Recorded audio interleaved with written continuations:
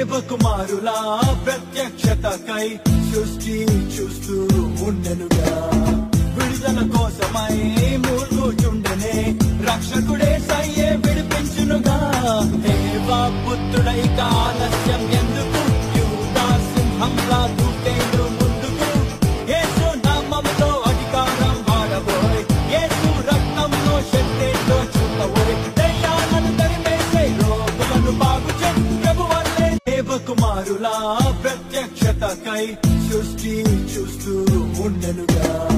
విడుదల కోసమై మూర్ఖుచుండెనే రక్షకుడే సయ్యే విడిపించునుగా.